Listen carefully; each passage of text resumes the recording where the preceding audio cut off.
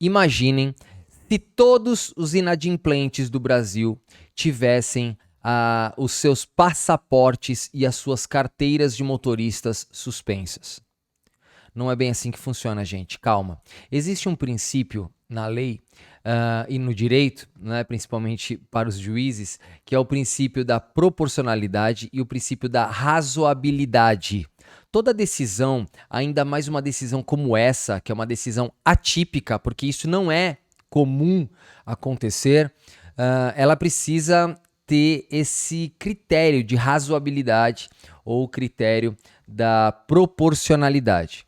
Então, como é que acontece? Geralmente, essas ações de perder a CNH, perder não, suspender a CNH e suspender o passaporte, eles são utilizados em casos mais extremos, quando o inadimplente também apresenta uma má-fé. Então, o que acontece? Vamos dizer que você tem uma dívida. E quando você tem uma dívida e ela está sendo, ela já está judicializada, ela já está na justiça, a primeira coisa que acontece é o Poder Judiciário bloquear a sua conta e ver se você tem dinheiro na conta. Se você não tem, não tem o que fazer. Aí depois eles vão com um oficial de justiça na sua casa verificar o que você tem dentro da sua casa, se você leva uma vida de luxo ou não. E existe toda uma lei que diz, se você tiver aí duas televisões grandes, luxuosas na sua casa, uma delas será penhorada. E aí começa o processo de penhora. E aí vai um monte de sequências, vão ver se você tem carro no nome, enfim, investimentos. E a última ação poderia ser essa, mas não para qualquer pessoa.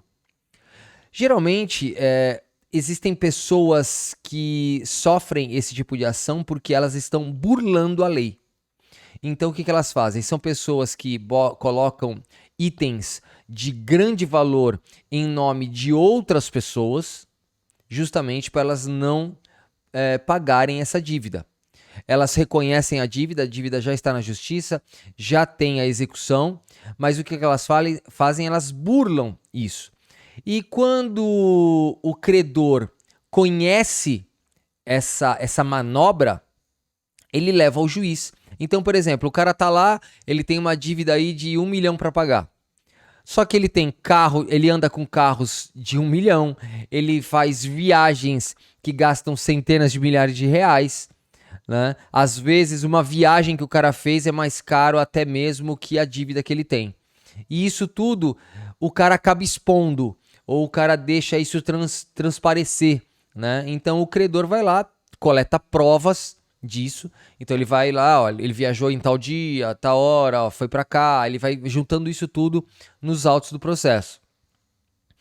O cara anda com um carrão todo dia, o carro tá estacionado na garagem dele todo dia, e ele anda com esse carro todo dia. Então mostra que o carro tá no nome de outro, mas na verdade ele que usufrui desse carro para coisas banais. E ele mantém esse carro, né? Ele mantém um carro caro desse funcionando. Então isso tudo vai juntando provas para mostrar que aquela pessoa está de má fé e está burlando a justiça para pagar. Então o juiz faz o quê?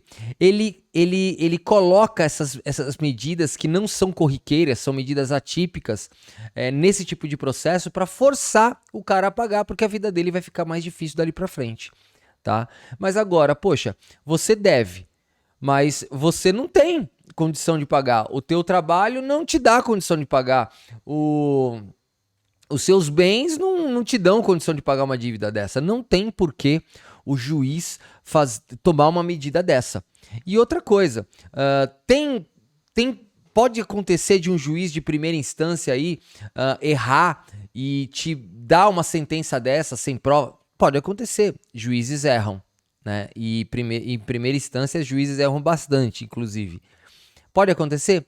Pode acontecer, mas você consegue reverter isso na segunda instância sem praticamente 99% de chances, se você, obviamente, não produziu provas de que você é um inadimplente, mas de uma forma errada, né? Que você quis mesmo burlar a lei e você não quer pagar mesmo tendo condições.